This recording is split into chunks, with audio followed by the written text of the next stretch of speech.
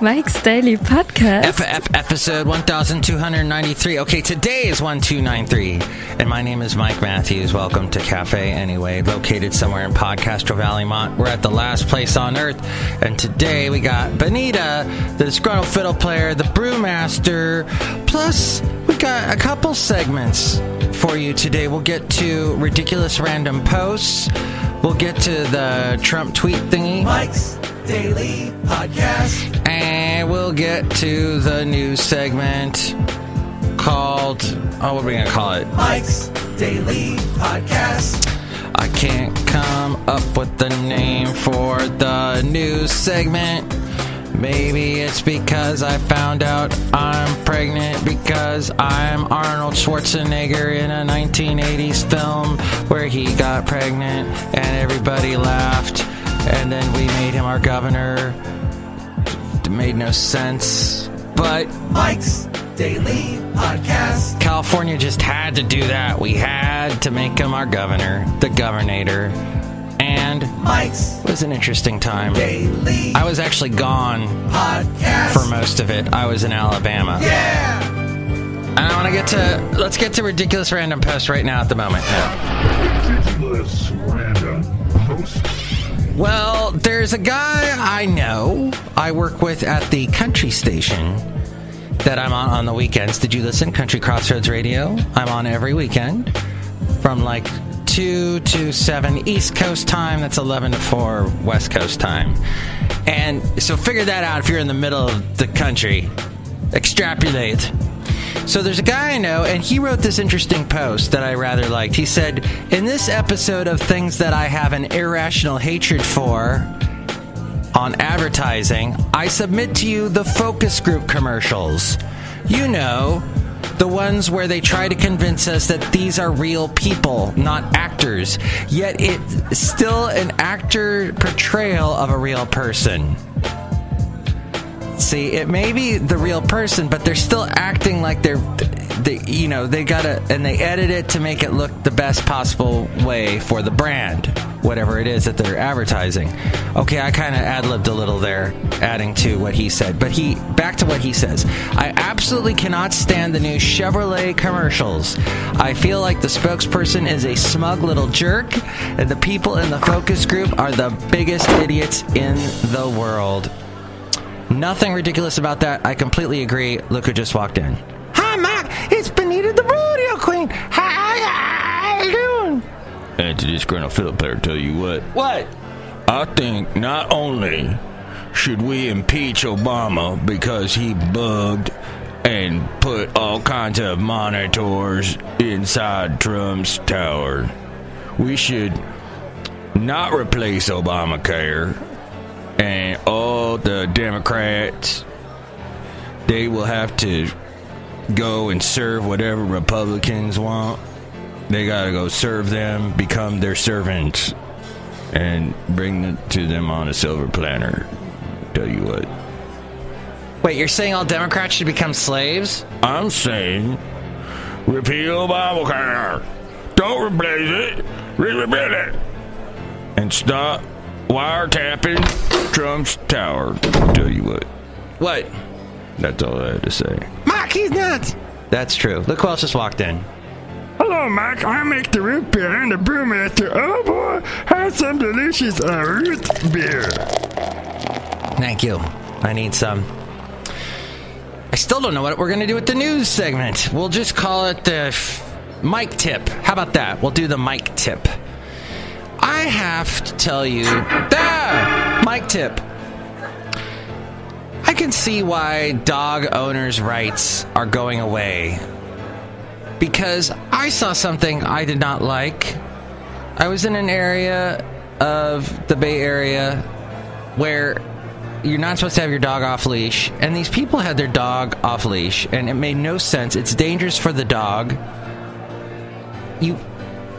and we have some great places in the Bay Area where you can have the dog off leash, and it says so.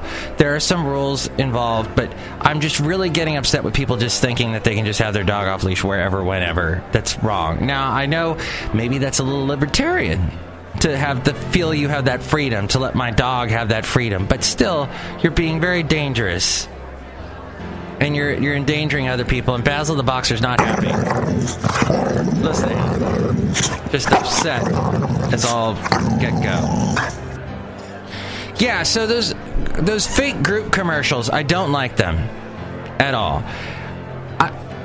I am slightly attracted to some of the women that they have in those fake group commercials, especially the Chevy one that this random poster was saying. I agree with that. There was one girl on that. I was just, what the wow. And they're supposed to be all normal, and you're supposed to agree that, you're supposed to buy in and believe that they're real. And they're not. Neither are the people. That was a joke. I was trying to make a joke about the woman who had something that wasn't real on her. Her hair was a weave. No, I don't. Who am I to judge, right?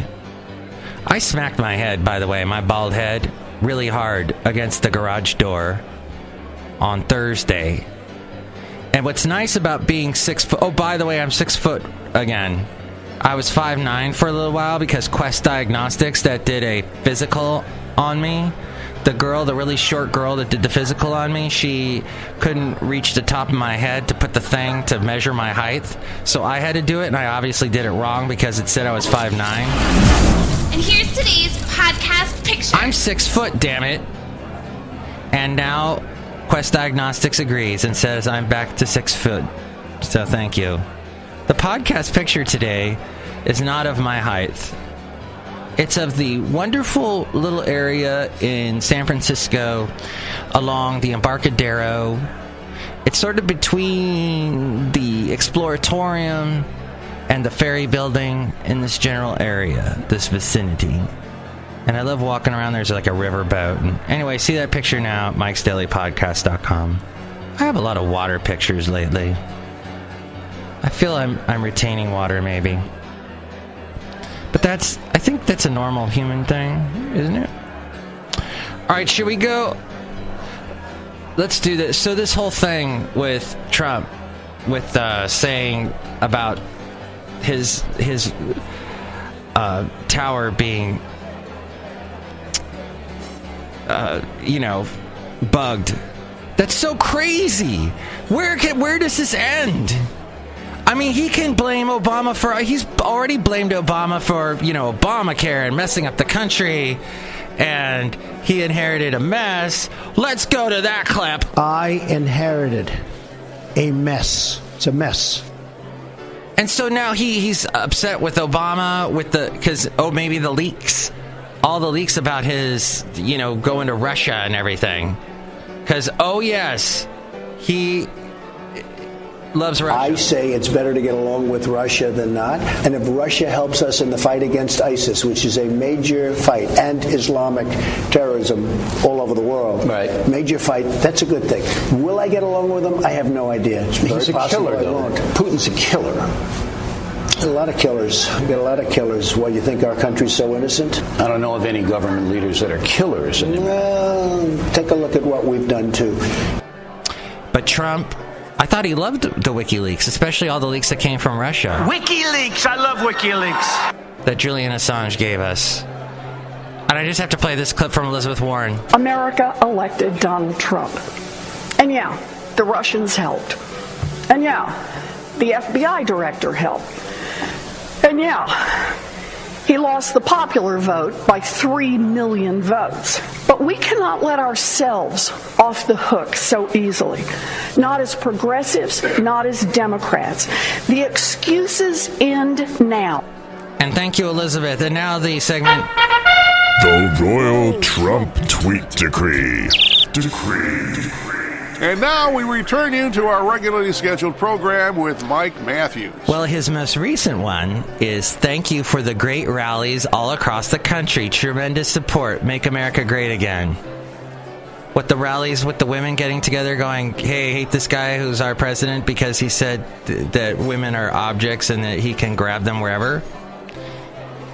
I don't know when. And then his one before that, which was on March 5th, yesterday, was, who was it that secretly said to Russian president, tell Vladimir that after the election I'll have more flexibility?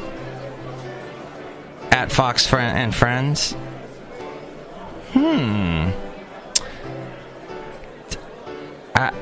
What? My brain just split in two. I don't quite understand that one. Here's another one. Is it true the DNC would not allow the FBI access to check server or other equipment after learning it was hacked? Can that be possible? Did the DNC, well, I guess if the DNC maybe, I don't know. I can't fact check that at the moment because I'm reading this next tweet. It's a quaint tweet. Arnold Schwarzenegger, back to him. Arnold's back in my show. Is it involuntarily leaving The Apprentice? He was fired by his bad, pathetic ratings, not by me. Sad end to great show. Boy, was he obsessed with that, Mr. Trump, our president. And here we go. Okay, here's the big one. This is all in caps because even Twitter knew that this was a big one.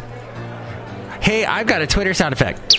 There you go. How low has President Obama gone to tap my phones during the very sacred election process? This is Nixon/Watergate. Bad or sick guy. And that's what caused it all. He said just before that, I'd bet a good lawyer could make a great case out of the fact that President Obama was tapping my phones in October, just prior to election.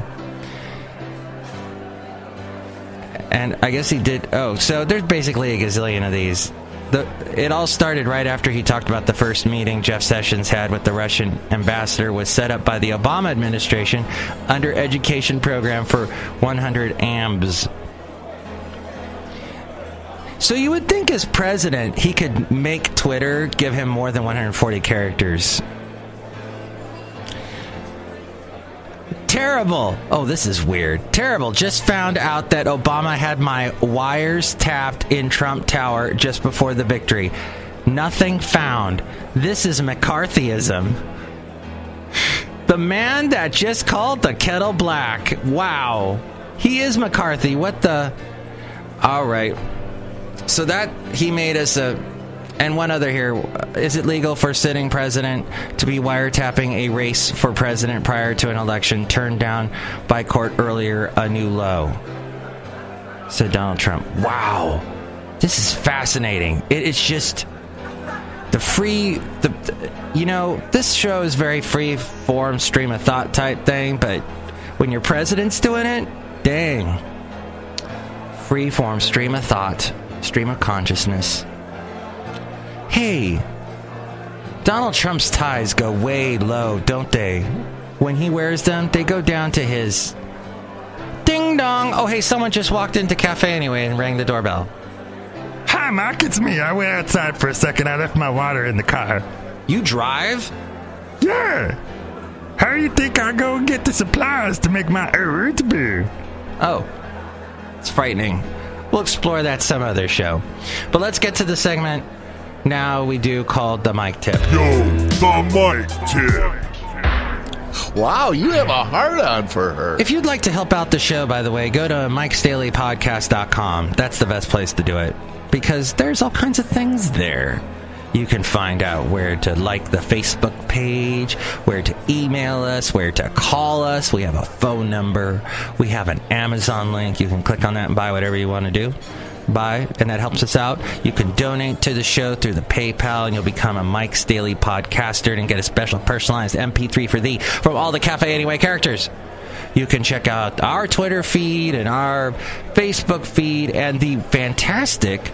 You can stroll through the amazing Mike's Daily Podcast Picture Gallery and see some of the amazing past podcast pictures. Now, it began at 6 p.m. Thursday evening as a conspiratorial rant on Conservative Talk Radio went as thus. President Barack Obama had used the, quote, instrumentalities of the federal government to wiretap the Republicans seeking to succeed him. This is the big scandal, said Mark Levine. By Friday morning, the unsubstantiated allegation of a fevered mind that belongs to Mark Levine, or Levin, had been picked up by Breitbart News, whose very close confidant and man behind the scenes, dude, Stephen Bannon, is behind the scenes at our very own White House now. The site once, Breitbart News, the site once headed by President Trump's chief strategist, Stephen K. Bannon, less than 24 hours later, this according to the New York Times, the president embraced the conspiracy in a series of Twitter posts accusing of his predecessor of spying on him, setting in motion the latest head-spinning, did he really say that, furor of Mr. Trump's 6-week-old presidency. Previous presidents usually measured their words to avoid a media feeding frenzy, but Mr. Trump showed again over the weekend that he feeds off the frenzy, uninhibited by the traditional protocols of his office. Yes, there are traditional protocols. Knock, knock. Mr. Trump, did you know that there are traditional protocols that you need to follow? Wrong. Well, what would happen if I didn't follow the protocols and I was president? Because you'd be in jail. I'd be in jail? Would you put me in jail? I will tell you at the time. I'll keep you in suspense. To his adversaries, he makes the most incendiary assertions based on shreds of suspicion. He does so without consulting some of his most senior aides or even agencies of his own government that might have contrary information. After setting off a public firestorm with no proof, he then calls for an investigation to find the missing evidence.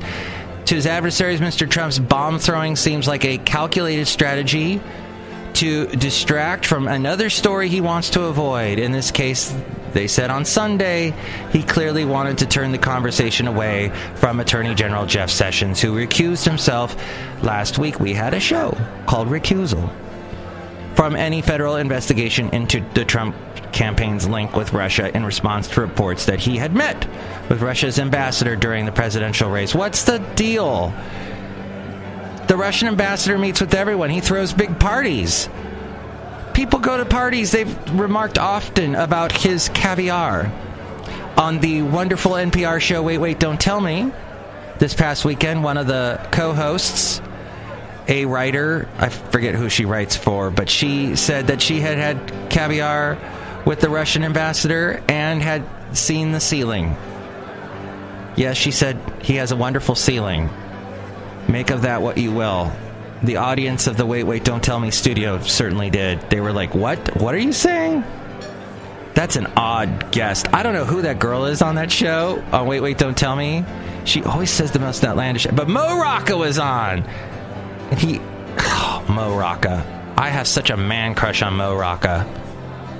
The dude, look up Mo Rocca. He's hilarious. So President Donald Trump's newest pivot might be his way to divert attention from his own Russian troubles by leveling a Watergate-level conspiracy allegation at former President Barack Obama. But his latest assertion that Obama ordered illegal surveillance of Trump Tower during the 2016 election, tweeted without evidence, could build and get the president into some legal hot water, which he is no stranger to.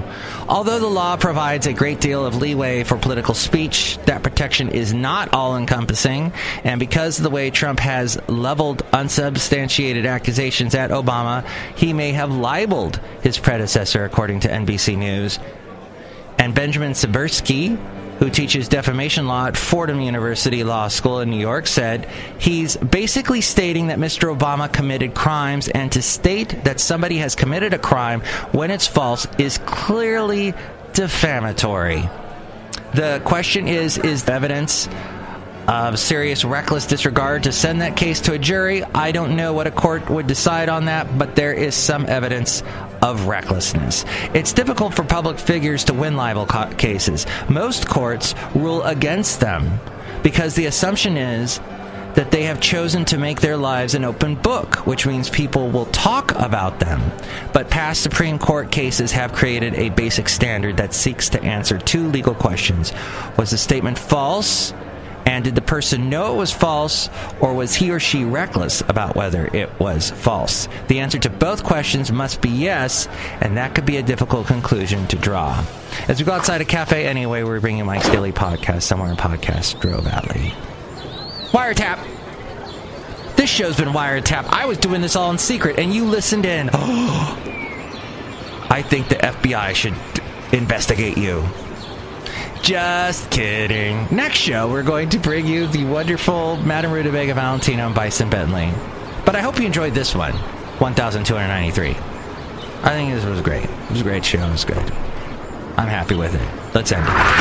Mike's Daily Podcast is written and produced and performed by Mike Matthews. His podcast is super easy to find. Download or listen to his show and read his blog at MIKEs-DAILY-PODCAST.com. Email Mike now at MIKEs-DAILY-PODCAST@gmail.com. See you tomorrow. Bye!